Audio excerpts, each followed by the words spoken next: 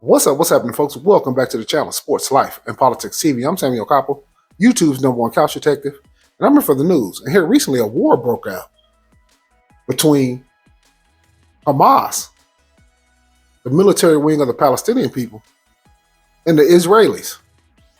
Now, the Israelis and Palestinians have obviously been going at it since the end of World War II, when the Israelis came in and, quote unquote, took back Jerusalem, something that they said belonged to them. Now, did it? Absolutely not. They were European Jews. They were not the Jews who left Jerusalem in 80 AD when the Romans took over. Those are not the same people. Are they Jewish? Absolutely. But are they the same exact people? Absolutely not. Had those European Jews ever lived in Jerusalem? No, they did not. But the war has broke out. And Israel said this is their version of 9/11. Now, is this their version of 9/11? Do I think that? 100%. Now, for the conspiracy theorists, a lot of people thought that 9/11 was a false flag operation. Do I believe that? 100% allegedly it was a false flag operation. And do I think that this was a false flag operation? I 100% think it is. And I'm saying allegedly it is. You always got to throw alleged in there, but allegedly it is. Why would I say such a thing? Because I'm going to go over these clips. But the reason why I say that is because Israel has probably the greatest intelligence apparatus in the Middle East, probably followed by Saudi Arabia, and so on and so forth, like Iran and other countries in the Middle East. But the Israelis have the best intelligence apparatus over there. Not only do they have the best intelligence apparatus in the Middle East, they also have the help from the Western powers, Great Britain and the United States. And we know the United States has the greatest intelligence apparatus in the history of mankind. That's just a fact. So they're telling you that these people were training on hang gliders and were communicating all this huge invasion of Israel without nobody from the Western powers knowing. That's impossible. When I say impossible, impossible. 99.9999999% chance that this didn't slip past them, but they wanted this to happen. The reason they wanted this to happen, so they can go full-fledged attack on Hamas, Hezbollah, the Palestinian people, the whole thing. Because before they would have to keep pulling back. They could only go so far. But now with this attack, they have every reason. Just like during World War II, the United States government, it was people within the government knew Pearl Harbor was happening. But because of World War I, nobody really wanted to go to war. America's thirst for war was very low. But with the attack on Pearl Harbor, it galvanized the country. It galvanized all the Americans to come together to fight this war. But the government had already wanted to join the war from the very beginning. So the Pearl Harbor was a great excuse. I'm not saying Japan didn't attack, but they knew it and let the attack happen. And that's what I think happened here. I think I'm going to be able to prove that through these 4 video clips. Let's take a look at this first clip. The U.S. wants to send to Israel not just its support, but munitions, air defenses. That is already happening as the U.S. is surging that aid overseas. Delivering according to who's live for us at the Pentagon, too, and talking about this sort of the message that the U.S. wants to send to others in the region as well by moving apparatus closer to Israel. Talk us through it and what we should know. Yeah, so that's really the big message here. Is this is about projecting power. In addition to showing that the U.S. is moving a tremendous amount of firepower and manpower to the eastern.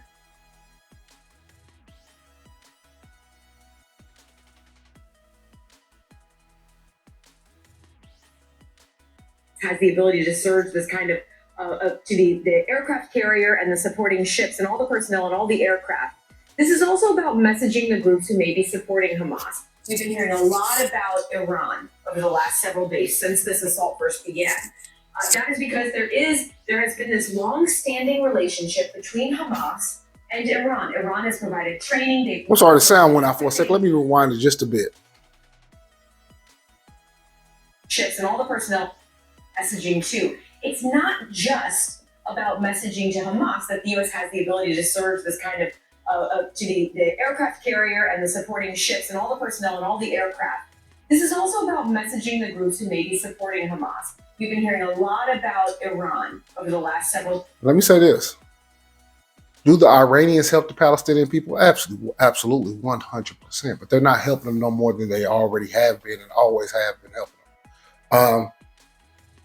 The United States bringing aircraft carriers and ships towards this area is not a good thing. Honestly, the American public, the American people, nobody has a thirst for war right now. We have a thirst for finance, but the thirst for war is very low with the American people. So they have to be extremely careful. Not only that, they just had almost a government shutdown, and they had to start taking money from the same pool that they was giving to the Ukrainians. So, financially, America's really not they're not prepared for war, all-out war at this point. Since this assault first began. That is because there has been this long-standing relationship between Hamas and Iran. Iran has provided training, they've provided equipping, they have worked with Hamas for years, supporting Hamas. So the big question has been, was Iran in any way directly related to this attack? Now, according to U.S. officials who we've spoken with, and we have asked a lot of them, Hallie, they are not aware of any direct link, but they do continue to point to this long-standing, years-long relationship between Hamas and Iran. Now, on the issue of this assault, we heard from a senior... And, for people who don't keep up with this type of stuff, the reason why the Palestinians, would attack Israel, because basically they got them in one big... On the Gaza Strip, has become, I don't want to overuse this term, but basically one big concentration camp. They got them completely cut off from the outside world. They have everything tapped. Everything is under surveillance. There's spies everywhere. There's a lot of stuff that's happening on the Gaza Strip. But they just feel like there's no hope for the future. So, when people feel hopeless, that's a scary thing because they have nothing to lose and they'll do anything to get out of that predicament. So, Israel knows that. They're happy for this attack. Believe it or not, they are allegedly happy this attack happened so they can unleash the hounds on the Gaza Strip, the Palestinian people, Hamas, Hezbollah, all of those people. They really want to drop everything they can on these people right now and completely destroy this whole thing. So they're tired of going back and forth with war. They're tired of slowly stealing land. They want to take it all over, I would imagine, as quickly as possible. Allegedly. About just how brutal this assault was. We've been seeing some really difficult video, photos, hearing just heart-wrenching stories from people whose family members have been killed or taken hostage. We heard from a senior defense official today who talked a little bit about exactly the sorts of tactics that were used. And this official said that this is ISIS-level savagery that we have seen committed against Israeli civilians. Houses burned to the ground, young people massacred at music festivals, and we are also making very clear to adversaries or those that might be entertaining entering this conflict to escalate it. They should think twice and not take advantage of this instability. That's that messaging piece here, Hallie. It is messaging to people who may be looking to expand this outside of Gaza and Israel. There's also the thing, the question that comes up, right? And the thing that will be investigated, I think, for weeks, months, years to come is, was this and how was this such a potential intelligence failure, given that the Israelis have just a highly regarded military and intelligence apparatus in place? And it's not just the really, frankly, exquisite intelligence collection capabilities that they have. It's very extensive. Their network in that area is known. It's known to be extensive and pervasive through the area. It's not just that, though. It's also some simple questions like, there was a border fence there. A border fence that it's strong, it has sensors, it has cameras, it has defense capabilities, it has all of these things, and yet Hamas and these fighters were not able to breach it in one, but multiple locations all at the same time. It was this coordinated attack, multi-pronged. As you can see, I just wanted to let them talk about that for a minute, but as you can see, they don't even believe that shit. How? That's the biggest question. How? How did you let the Palestinians or Hamas attack you from all these different areas when you have all this stuff under surveillance? It's under camera surveillance all the time. They have drones flying over this place 24 hours a day. Everything is tapped. They have spies everywhere. That's why they said the intelligence effort is known throughout the world, not just in the middle, but it's known how good of intelligence the Israelis have throughout the world, not just this area. Their intelligence tentacles travel throughout the planet Earth, believe it or not. Just like America's, just like the Great Britain. Now they don't have the same as the America, but believe you me, they have a hell of an intelligence agency in Israel. Attack, and it was all timed together. Also, these fighters who went into those areas with these civilians, they seemed to be very highly trained, and they were also coordinated in the way that they were going house to house. So all of that put together. I wouldn't be surprised if they wasn't being trained and funded by somebody out of Israel. I would not be shocked. Now that is alleged. But would I be shocked? Absolutely not. Because they want to go to war with these people at all costs. Just like they want to knock down them old ass Twin Towers and build a new one. There's a lot of stuff that happens behind the scenes that you might think is impossible, but is extremely feasible. Together, and when you have just the magnitude of the number of fighters who went across the border into Israel, that's one of the reasons that officials are just so confused about how none of this was able to get out. The number of people, the level of planning involved, and that's why people are so surprised that it was able to. Intelligence agencies just did not know it was coming out. Courtney Cuban live for us at the Pentagon. Yeoman's work from you, of course. Thank you for keeping us up. As you can see at the end, even they just like, she's shaking her head like, no, I don't believe that shit. Nobody believes that. That's impossible. Let's take a look at this next clip. Video shows timeline of Hamas attack at Israel music festival. Let's take a look at this clip.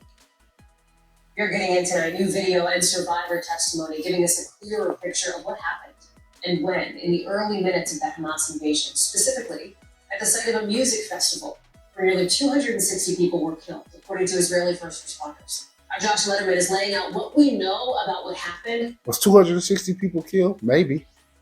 That would most definitely give them the reason, the excuse to, basically go balls deep, to drop everything they got, to really just try to crush Hamas, crush the Palestinian people, crush their hope, their spirit, any chance of ever any of this changing. And we want to warn you, what you're about to see is disturbing. It was meant to be a night of free love and spirit, but turned into a morning of chaos and devastation. At the Supernova Music Festival, only about 3 miles from the Israel-Gaza border, young people flocked from around the world to the beauty of the Negev Desert. DJs played through the night and into the early morning. This video, taken by one of the organizers at 6:28 a.m., shows the sizable crowd still dancing carefree. Then, the celebration became a hunting ground for Hamas. As dawn broke, video taken by a festival goer appears to show objects approaching from the sky. They'd later find out they were Hamas paragliders. New video released by Hamas showing their militants. Wait a minute. You got to be kidding me. So you telling me, because number one, in order to do this, you would have to practice this. You couldn't just do this off a one-time trial basis. That's how I know. Look, y'all. They have drones, satellites, they have everything watching these people 24 hours a day, 7 days a week. So they've been practicing this shit and nobody's seen nothing. Nobody knows nothing. Nobody communicated this. Not the United States government, who has their satellites and drones. Not the Israelis, who have their satellites and drones. Not the UK. None of the Western powers, with all the intelligence, knew this was happening. This is some mom and pop shit. This is rinky dink. This man got an AK and basically a big fucking, one of the big gym fans. The fans used to be in them old hot ass gym, basketball gyms. That's a glorified big gym fan in a parachute. And you have to practice this. And they've been practicing this and nobody knew nothing. Just so happened. What a coincidence. Hitting on the paragliders before festival security guards received urgent people to flee. Did he say practice some minutes before? Wait a minute. Let me hear this one more time. Video released by Hamas showing their militants training on the paragliders before the attack. Within minutes, festival security guards were seen. So they had them already training. They knew they was trained. They seen training, footage of training, and everybody could see their training with AKs, but nobody thought to say, that's how you know they let them in. Urging people to flee. Video shows hundreds of people abandoning the party as gunshots ring out around them. Terror overwhelming this woman as she runs from the gunfire. In another video, people are seen hiding from attackers in the bushes nearby. Amid the gunfire, a group take cover and desperate attempts to save lives, tying a tourniquet around a bloody leg. This dashcam video found by Israeli first responders showing a person lying on the ground being executed at point-blank range. Witnesses described abandoning their cars after being shot at and running. More videos showing crowds of people racing across dusty fields, trying to find safety. But some didn't find it, instead taken hostage. 25-year-old Noah Argamani seen on the back of a motorcycle as she's taken presumably to Gaza. Her family now pleading for mercy in media interviews. One witness, who says she escaped by foot before being picked up by a motorcycle, saw people being killed all around her. All the way people were dying. Young people. It's a festival for young people. Many people were dying in the road. About 260 people were killed at the event, according to Zaka, an Israeli emergency Allegedly. response. Videos taken the next day show the scale of destruction. Cars littering the road, burnt out. And I'm not saying nobody died, because I know people died for sure. The numbers is always, you never know, because each side, that whether it be Palestinians, Hamas, whether it be Ukraine and Russia, whether it be America and China, there's always propaganda. So you have to read in between the lines when they start yelling out numbers. The access point to the festival, as Israelis assess the human loss and continue to seek those kidnapped or missing. Thanks for watching. Stay updated about. But there's another clip. Dueling rallies break out. Okay, well, now I'm going to go. Should I go to this one first? Israeli intelligence misses warning signs of Hamas attack. Let's watch this clip. Israel's intelligence services are lauded around the world, and the U.S. relies Once on again. the eyes and ears in the region. ABC's Matt Gutman joins us now from outside. Let's hear it one more time, y'all. One more time. Israel's intelligence services are lauded around the world, and the U.S. relies on them to be eyes and ears in the region. ABC's Matt Gutman joins Their us. intelligence is so good in the Middle East, the United States uses some of their intelligence. So that lets you know everything. Not only this around this world, but even for whether it comes from China or other places, they use their intelligence when it comes to the Asia, what you call Asia Pacific, not Asia Pacific, but the Arab, the Middle East, and the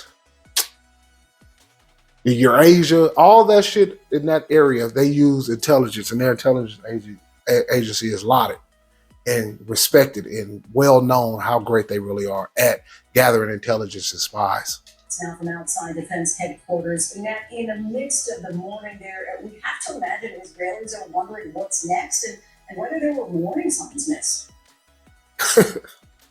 Well, discussing that tonight, and the response in Gaza was Prime Minister Benjamin Netanyahu, his cabinet, his generals in that defense complex. But as you mentioned, so many Israelis wondering how their vaunted intelligence agencies seem to miss so many warning signs. We know that there were hundreds of Hamas operatives involved in this massive attack. We know that they likely knew about this for months. How were those warning signs missed? And as shocking to many Israelis is how slow the military response was. One man told me he was holed up in his bomb shelter for 7 hours. His father drove in from Tel Aviv to come rescue him. And many tonight are pointing the finger at Benjamin Netanyahu.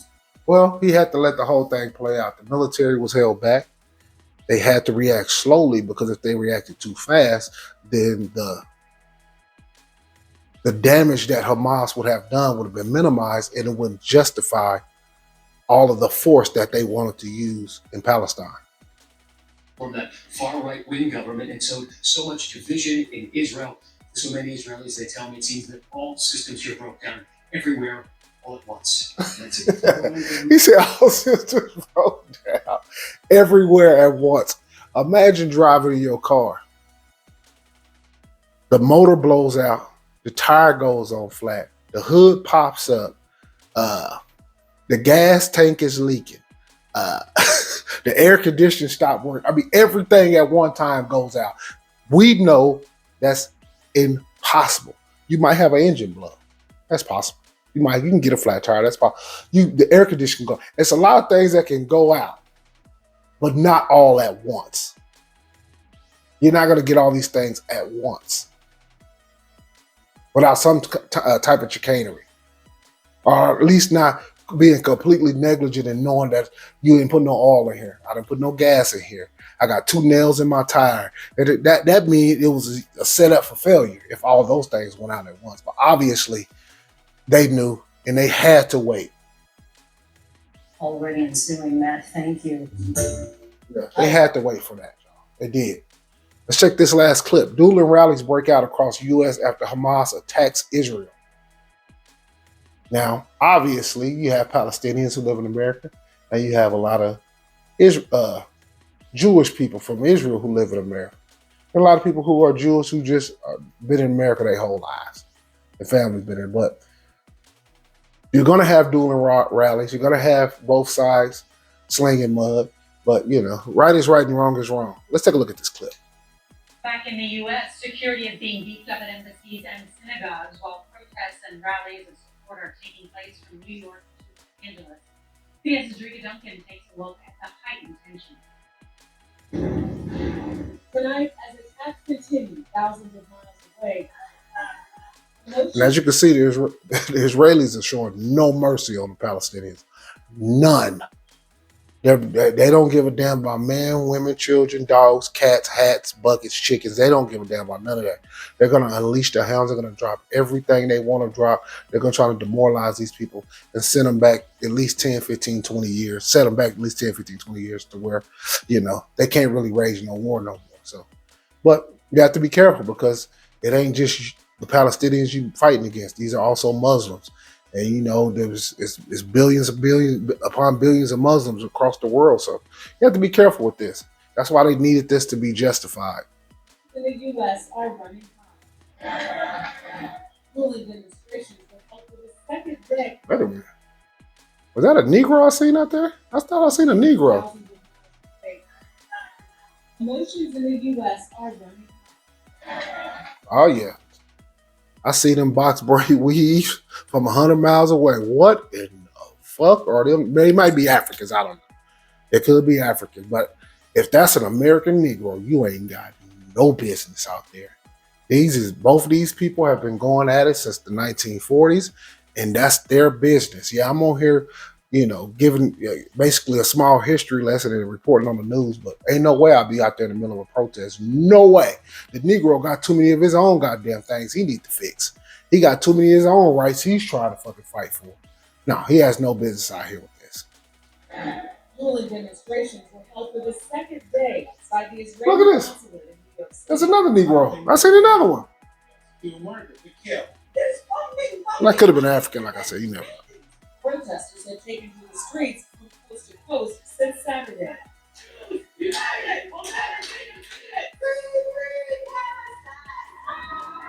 It's a complicated conflict that's left Americans divided. Tensions boiled over in Fort Lauderdale on Monday. The state one person was arrested, but there were no injuries. And services at Congregation for Ami in Salt Lake City were interrupted by a bomb threat. Anti-Semitic rhetoric has surged online since the attack. And that's tricky too when they say anti-Semitic. So if you say anything that, even if it's true about Israel or Jewish people, it can be deemed anti-Semitic. Now, there can be things that's actually said that is actually quote unquote anti-Semitic, but all of those things are not anti-Semitic. If you say, I feel like, this war is unjust and the bombing and the ratio of death from one side to the next that's not right. That's not anti-Semitic. That's just an opinion.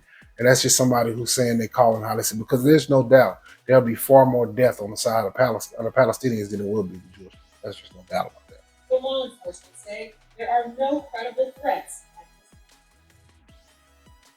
Several protesters that I spoke to today on both sides expressed anger and sadness over the attacks. Many of them saying they expect tensions to get worse. Duncan. Do I think things will get worse before they get better? Absolutely. There's no doubt about that. It's something to keep your eye on because you never know the thing that can spark World War III, whether it be Russia, Ukraine, whether it be shit with North Korea, whether it be China and Taiwan, whether it be America sticking its nose in every one of these events, whether it be South Korea and North Korea. America has its tentacles in all of these things. So you have to be extremely careful. You have to be vigilant. You have to keep your eyes on this shit because you never know. You just never know what can happen on a day-to-day basis. There's nothing new under the sun, and you never know what the day brings. But I just want to go over this clip of Israel versus Palestine and Hamas and where this war is going. I will be covering more of this as time goes on. I appreciate you guys tuning in. This has been Sports Life and Politics TV. I'm Samuel Koppel, YouTube's #1 couch detective. I'm here for the news. Hit that like, hit that subscribe. I just took your ass on an Israeli 9/11 ride. Peace.